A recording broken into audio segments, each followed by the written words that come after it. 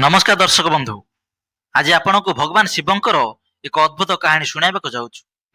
थरे प्रभु भोलानाथ पृथ्वी पृष्ठ को भ्रमण करिया गले। सेठारे तांकर नजर गोटे युवक उपरे पड़िला। से युवकटी कौनसी कथा को नहीं ईश्वर को दोष देउथिला। से तार जीवन को नहीं बहुत निराश थिला, बहुत दुखी थिला। से समय भगवान भोलानाथ एक बौद्ध भिक्षु रूप में आसी से युवक को ज्ञान देवाक लागिले। तेणु आसंतु ए कहानी माध्यम जानिबा जे असली दुख कौन अटे। जदि आपण ए कहानी शुणुछंती तेबे याकु संपूर्ण शुणंतु। ए कथा को अधारे छाड़ी जिबार भूल करंतु नाही, काहेकि ना ए कथा को शुणिले आपणकर समस्त मनस्कामना पूर्ण होई जिवो। सेथिपाई एही कहानी को संपूर्ण रूपे शुणंतु। आ जदि आपण शिवभक्त अटंती तेबे भोलानाथक अनादर करंतु नाही। सुख दुख गोटे मुद्रार दुईटी पार्श्व अटे। ए कथा तो आपण निश्चय शुणिथिबे जे सुख दुख आम जीवन में आसुथाए एवं जाउथाए, किंतु आमको लागिथाए जे आम जीवन में हजार दुख अछि, हजार समस्या अछि। जदि आपण ए कथा को भल भाव बुझिया चेष्टा करिवे तेबे जानि परिबे जे आम जीवन में दुख केवल गोटे अटे। तेबे दुख कौन आम ए सुंदर कहानी माध्यम रे जानिबा। आउ ए दुखर निवारण एवं समाधान कौन ता मध्य ए कहानी माध्यम रे जानिबा। तेणु कहानी को संपूर्ण रूपे शुणिबाकू अनुरोध। बहुत दिन तलर कथा। गोटे गाँव रे जड़े व्यक्ति बास करुथिले। ताको ना थिला कान्हू। से बहुत अलसुआ थिला एवं निज जीवन को नहीं बहुत निराश मध्य थिला। यार कारण है कि से एपर्यंत ता जीवन में किछि हेले करि पारला नाही, काहेकि ना से किछि हेले करू नथिला। ए कथा ताको घर लोक को मध्य चिंता रे रखुथिला। से माने चाहुथिले जे से बाहर को जाय किछि भलो काम करू, गोटे भलो चाकरी करू, किंतु कान्हू काहारी कथा शुणु नथिला। घर लोक मध्य ताकू अन्य मानकर उदाहरण दे बहुत निंदा करुथिले, किंतु ता उपरे ए सबुर कोनोसी प्रभाव पडु नथिला। तार समस्त मित्र माने मध्य जे कोनोसी स्तर रे सफलता पाई सारिथिले। केही भलो व्यापार वाणिज्य करुथिले तो केही भलो चाकरी करुथिले। जे कारणरू से माने जेबे भी या सहित भेट हेउथिले से माने निजको बड़ देखै हेउथिले, किंतु कान्हू किछि हेले करू नथिला। ताकू केही तार काम विषय रे पचारिले कान्हू कहे जे मु किछि करिया पई चेष्टा करूची। जे केही भी ता सहित भेट हेउथिले ताकू प्रथम ए कथा पचारुथिले जे तुमे कोन करूचो। एही सब कारण पई कान्हू धीरे धीरे बहुत निराश एवं दुखियाबाकू लागिला। ताकू एमिति लागिला जेमिति पृथ्वी रे से गोटे ही बोझ होई जाइछि। जे कारणरू से निजको निजे बहुत एकुटिया अनुभव कला। बसी बसी कांदिबाकू लागिला एवं भगवान को मध्य दोष देबाकू लागिला। एमिति बहुत दिन गला परे से लुचि लुचि घरु बाहरी केउ आड़े जिबाकू लागिला। सेतेबेले तार नजर पड़िला जे जण बौद्ध भिक्षु प्रवचन देउथिले। आ प्रवचन रे से दुख विषय रे आलोचना करूछंती। कान्हू सेठाकू गला एवं निजर मुह लुचाई सेठारे किछि समय ठिया हैला, जेमिति ताकू केही देखि पारिबे नाही। चुपचाप से बौद्ध भिक्षुक कथा शुणिबाकू लागिला। किछि समय उपदेश शुणिला परे जेतेबेले प्रवचन समाप्त हला तापरे से बौद्ध भिक्षुक पाखक आसिला एवं ताकू प्रणाम करी कहिला, हे महात्मा, किछि समय पूर्वरु आपण दुख को गुरु बोली कहउथिले। आ कहउथिले जे दुख ठारो हमको किछि शिखिबा दरकार, किंतु मु त मो दुख को नै बहुत दुख कष्ट रे अछि। मो जीवन को नै बहुत हताश अछि। ए पर्यंत मते जेते दुख मिलिछि काहे मते तो केबे एमिति लागिलानी जे मो दुख मते किछि शिखाउछु बोली। परंतु मते एमिति लागुची जेमिति मते से बहुत पीड़ा देउची। एमिति लागुची जेमिति मो जीवन समाप्त होई गला, एहा परे आउ किछि हेबो नाही। कान्हू ठारू ए सब कथा सुनी बौद्ध भिक्षु कहिले, पुत्र, तुमर दुख मते कुह। तुमे दुख विषय रे एमिति कथा सब काहे कि भाबुच। एहा परे कान्हू तार समस्त घटना एवं दुख विषय रे महात्मा को कहिबाकू लागिला। समस्त घटना कहि सारिया परे से कहिला जे, हे महात्मा, आपणक पाखरे कोन मो दुखर कोनसी समाधान अछि। कान्हू ठारू ए सब कथा सुनी बौद्ध भिक्षु हसियाकू लागिले। मो कहिले, पुत्र, जेतेबेले तुम जीवन रे कोनसी असली दुख आसीबो सेतेबेले तुमे मो पाखकू आसीबो। मु तार समाधान अवश्य करिदेबी। महात्मा ठारू ए कथा सुनी कान्हू बड़ धर्म संकट रे पड़िला। से मने मने भाबिला जे मु ए पर्यंत देउ दुख पाइछि कोन ता असली दुख नुहे। ए पर्यंत जेते निंदा कष्ट आदि सहिछि कोन ता असली दुख नुहे। आउ एहा मध्य कहिबाकू लागिला जे छाड़, जेतेबेले मो निज लोक मते बुझी पारले नाही ए बौद्ध भिक्षु मते कोन बुझी पारिबे। ए कथा भाबी से सेठारु चाली गला। मने मने स्थिर कला जे से बे किछि करिकि देखाइबो। तेणु से घर को जाई निज पिता ठारू किछि पैसा मागिला।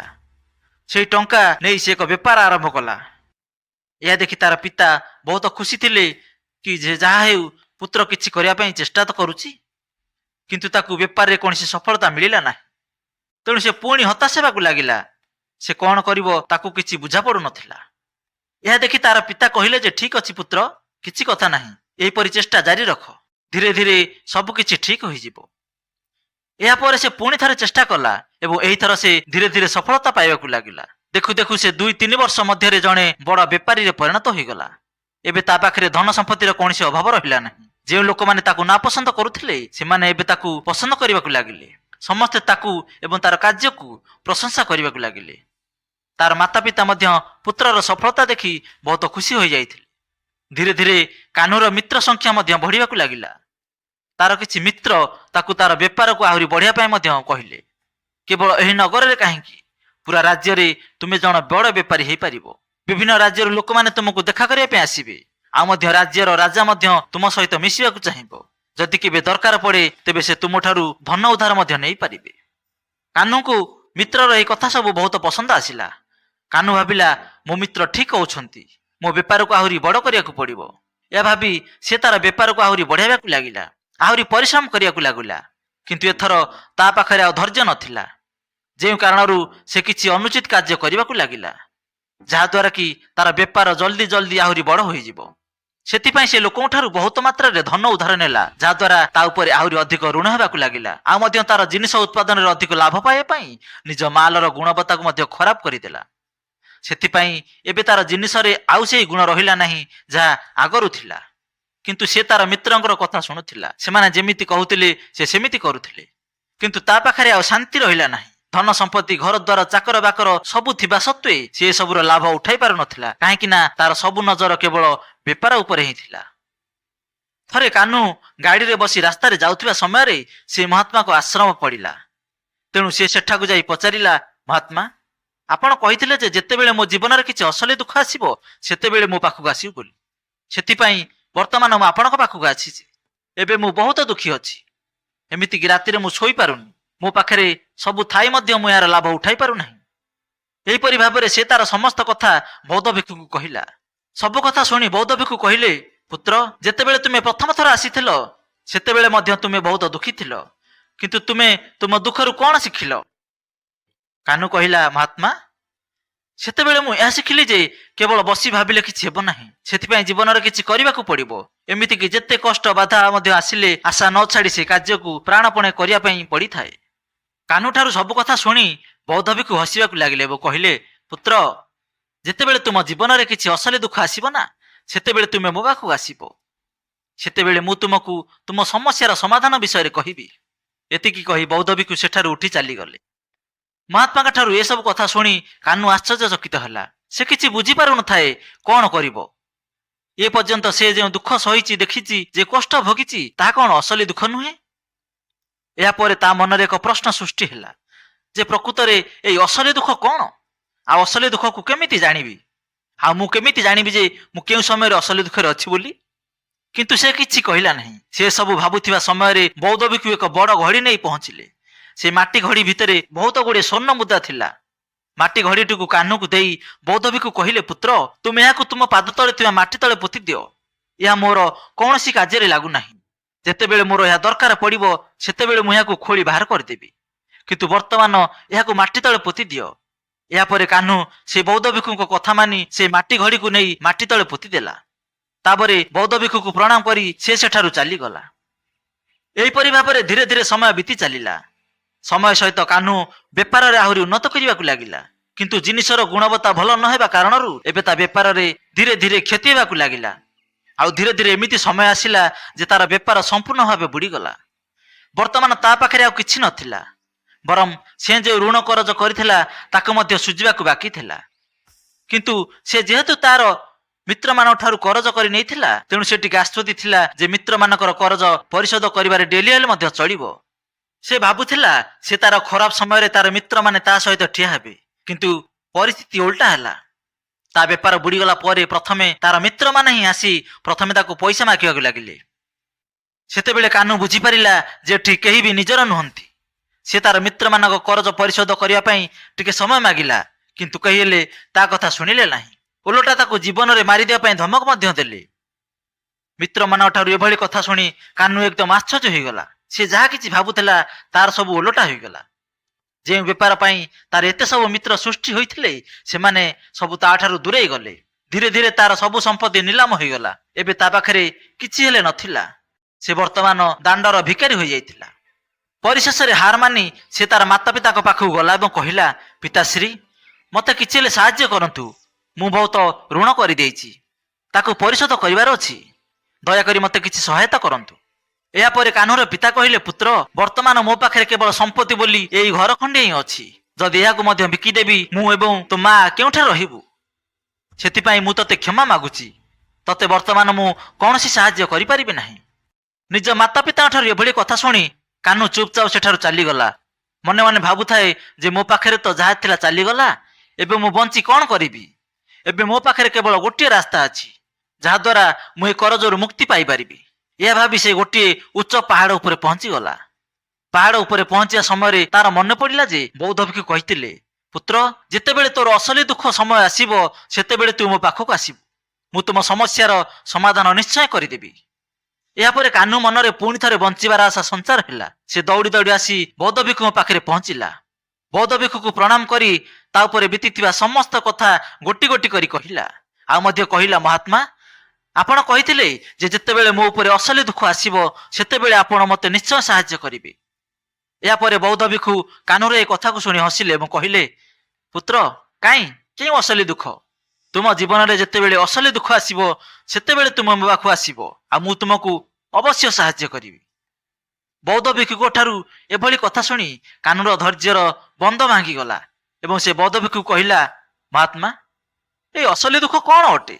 ଆଜି ପର୍ଯ୍ୟନ୍ତ ଏତେ ଦୁଃଖ କଷ୍ଟ ସହିଲିଣି, ଏମିତିକି ମୁଁ ଦୁଃଖରେ ଭାଙ୍ଗି ପଡ଼ି ମରିବା ପାଇଁ ମଧ୍ୟ ଯାଇଥିଲି, କ'ଣ ଏସବୁ ଅସଲି ଦୁଃଖ ନୁହେଁ? ଏହାପରେ ବୌଦ୍ଧ ଭିକ୍ଷୁ କହୁଛନ୍ତି, ପୁତ୍ର ତୁମେ କୁହ ଯେ ତୁମେ ଏ ଦୁଃଖରୁ କ'ଣ ଶିଖିଲ? ଉତ୍ତରରେ କାହ୍ନୁ କହିଲା, ହେ ମହାତ୍ମା ଏଥିରୁ ମୁଁ ଏହା ଶିଖିଲି ଯେ ଯେଉଁମାନେ ତୁମ ଉତ୍ଥାନ ସମୟରେ ତୁମ ସାଙ୍ଗରେ ଥିବେ, ତମେ ପଛେ ପଛେ ଚାଲୁଥିବେ, ସେମାନେ ତୁମକୁ ନିଶ୍ଚୟ ଧୋକା ଦେବେ। କାହିଁକି ନା ଏମିତି ଲୋକେ କେବେ ହେଲେ ତୁମର ଖରାପ ସମୟରେ ତୁମ ସାଥିରେ ରହିବେ ନାହିଁ, ବରଂ ତୁମର ଫାଇଦା ଉଠାଇବା ପାଇଁ ଚେଷ୍ଟା କରିବେ। ଏମିତି ଲୋକଙ୍କୁ କେବେ ବିଶ୍ୱାସ କରିବେ ନାହିଁ, କିନ୍ତୁ ଯେଉଁମାନେ ତୁମର ଖରାପ ସମୟରେ ତୁମର ଦୁଃଖ ସମୟରେ ତୁମ ସହିତ ଥିବେ ସେମାନେ ହିଁ ତୁମର ଅସଲି ମିତ୍ର ଅଟନ୍ତି। ଆଉ ଏହିପରି ଲୋକମାନେ ବହୁତ କମ୍ ମିଳନ୍ତି। ଆଉ ଯେଉଁମାନଙ୍କୁ ଏମିତି ଲୋକ ମିଳନ୍ତି ସବୁବେଳେ ସେମାନଙ୍କ ଆଦର କରିବା ଉଚିତ। ଏହାପରେ କାହ୍ନୁ ସେ ବୌଦ୍ଧ ଭିକ୍ଷୁଙ୍କୁ କହୁଛି, ଯଦି ତୁମେ କୌଣସି କାର୍ଯ୍ୟ କରୁଛ ତେବେ ତାକୁ ପୁରା ସଚୋଟ ସହିତ କରନ୍ତୁ, ଧୈର୍ଯ୍ୟ ରଖ, ମନରେ ଲୋଭ ରଖ ନାହିଁ, ଆଉ ନିଜ ଲକ୍ଷ୍ୟ ପର୍ଯ୍ୟନ୍ତ ପହଞ୍ଚିବା ପାଇଁ କେବେ କୌଣସି ଷଡ଼ଯନ୍ତ୍ର କର ନାହିଁ, କାହିଁକି ନା ଏମିତି କରିବା ଦ୍ୱାରା କେବଳ ତୁମର ହିଁ କ୍ଷତି ହେବ। କାହ୍ନୁ ଠାରୁ ଏସବୁ କଥା ଶୁଣି ବୌଦ୍ଧ ଭିକ୍ଷୁ ସେହି ମାଟି ପାତ୍ର ପୋତା ହୋଇଥିବା ସ୍ଥାନରେ ପହଞ୍ଚିଲେ। ମାଟି ଭିତରୁ ମାଟି ଘଡ଼ିଟିକୁ କାଢ଼ି ତାକୁ କାହ୍ନୁ ହାତରେ ଧରାଇ ଦେଲେ, ଯେଉଁଥିରେ କି ସ୍ୱର୍ଣ୍ଣ ମୁଦ୍ରାରେ ଭର୍ତ୍ତି ହୋଇଥିଲା। ଆଉ କହିଲେ, ପୁତ୍ର ନିଅ ଏହାକୁ ଧର, ଆଉ ଯେତେବେଳେ ତୁମ ଜୀବନରେ ଅସଲି ଦୁଃଖ ଆସିବ ସେତେବେଳେ ତୁମେ ମୋ ପାଖକୁ ଆସିବ, ମୁଁ ଏହାର ସମାଧାନ ନିଶ୍ଚୟ କରିଦେବି। ଏବେ ମଧ୍ୟ କାହ୍ନୁ କିଛି ବୁଝିପାରୁନଥିଲା ଯେ ଏ ଅସଲି ଦୁଃଖ କ'ଣ ଅଟେ, କିନ୍ତୁ ଏହି ସମୟରେ ତା ହାତରେ ଥିବା ସ୍ୱର୍ଣ୍ଣ ମୁଦ୍ରାରେ ଭର୍ତ୍ତି ଘଡ଼ିକୁ ଦେଖିଲା ଆଉ ଭାବିଲା, ହଉ ଏବେ ତ କିଛି ହେଲେ କରିହେବ, ଏହାକୁ ନେଇ ମୋ ମିତ୍ରମାନଙ୍କ ଋଣ ଶୁଝିଦେବି, ଆଉ ଏକ ନୂଆ ବେପାର ମଧ୍ୟ ଆରମ୍ଭ କରିପାରିବି। ଏହା ଭାବି ସେ ମହାତ୍ମାକୁ ପ୍ରଣାମ କଲା ଏବଂ ସେଠାରୁ ଚାଲିଗଲା। କାହ୍ନୁ ସେହି ସ୍ୱର୍ଣ୍ଣ ମୁଦ୍ରା ନେଇ ସମସ୍ତଙ୍କ ଋଣ ଶୁଝିଦେଲା ଆଉ ନିଜର ବେପାର ପୁଣି ଥରେ ନୂଆ କରି ଆରମ୍ଭ କଲା। ବେପାର ବହୁତ ଛୋଟ ଥିଲା, କିନ୍ତୁ ଏଥର କାହ୍ନୁ ବହୁତ ଖୁସି ଥିଲା। ପୁରା ମନ ଧ୍ୟାନ ଦେଇ ସେ ତାର ବେପାରକୁ ଆରମ୍ଭ କଲା। ଆଉ ଦେଖୁ ଦେଖୁ ସେ ପୁଣି ଥରେ ଗୋଟିଏ ବଡ଼ ବେପାରୀରେ ପରିଣତ ହୋଇଗଲା। କିନ୍ତୁ ଏଥର ସେ ବହୁତ ଖୁସି ଥିଲା, କାହିଁକି ନା ଏଥର ସେ କୌଣସି ଲୋଭରେ ପଡ଼ିନଥିଲା, ନା କୌଣସି ଷଡ଼ଯନ୍ତ୍ର ରଚିଥିଲା।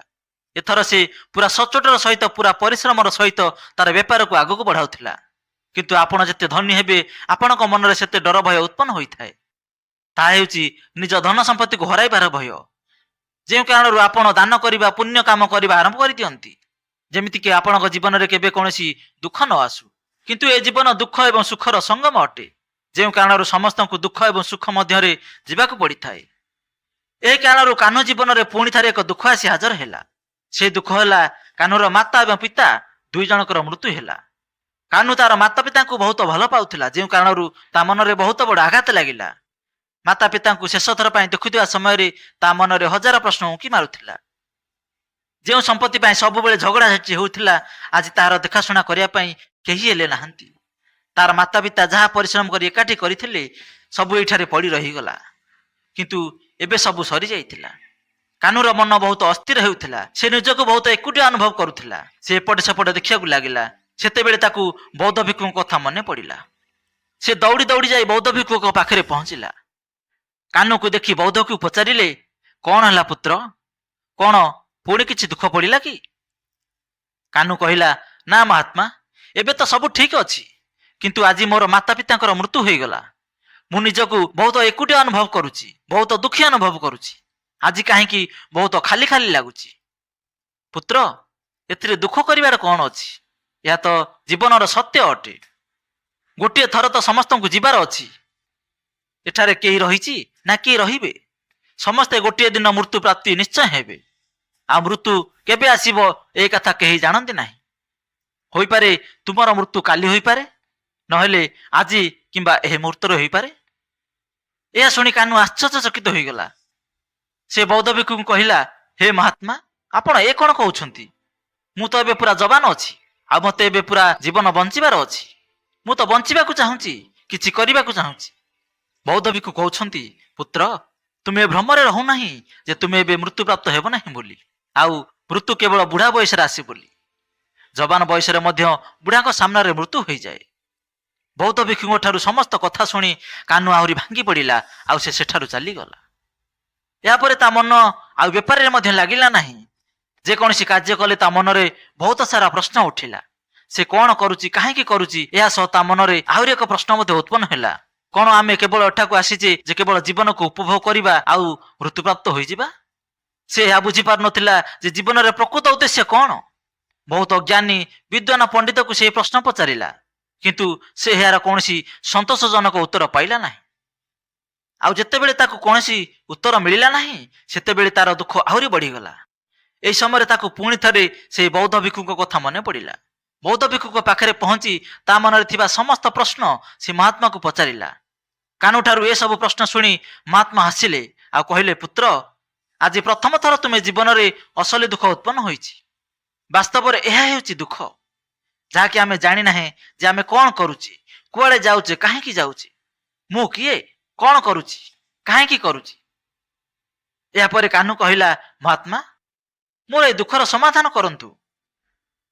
ବୌଦ୍ଧ ଭିକ୍ଷୁ ଉତ୍ତରରେ କହୁଛନ୍ତି, ଆମ ସମସ୍ତଙ୍କ ଭିତରେ ଲୋଭ, କ୍ରୋଧ, ମୋହମାୟା ସବୁ ଭରି ରହିଛି, ଯେଉଁ କାରଣରୁ ଆମ ଜୀବନକୁ ଆମେ ଟିକିଏ ଟିକିଏ କରି ବଞ୍ଚୁଛେ।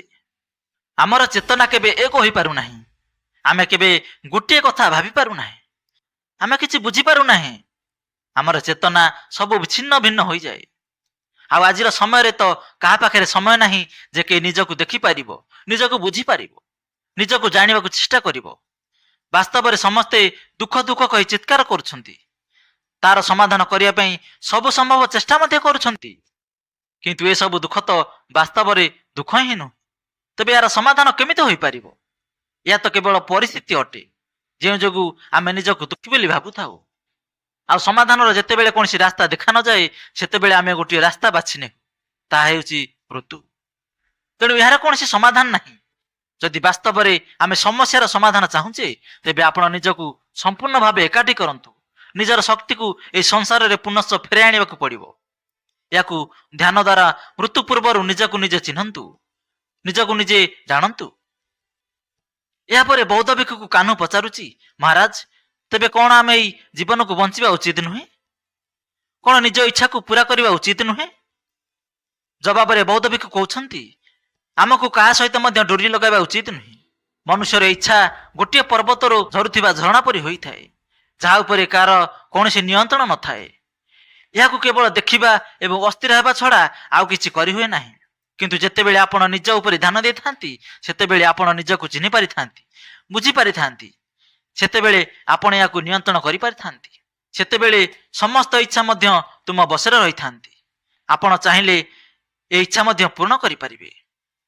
ମହାତ୍ମାଙ୍କ ଠାରୁ ଏଭଳି ଉତ୍ତର ପାଇ କାହ୍ନୁ ବହୁତ ପ୍ରଶ୍ନ ହେଲା ଏବଂ କହିଲା, ମହାତ୍ମା, ଆଜି ଆପଣ ମୋର ବହୁତ ବଡ଼ ସମସ୍ୟାର ସମାଧାନ କରିଦେଲେ।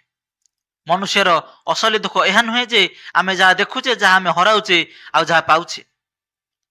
ମନୁଷ୍ୟର ଅସଲି ଦୁଃଖ ହେଲା ଯେ ନିଜକୁ ନିଜେ ଚିହ୍ନି ନ ପାରିବା, ନିଜକୁ ନିଜେ ଜାଣି ନ ପାରିବା।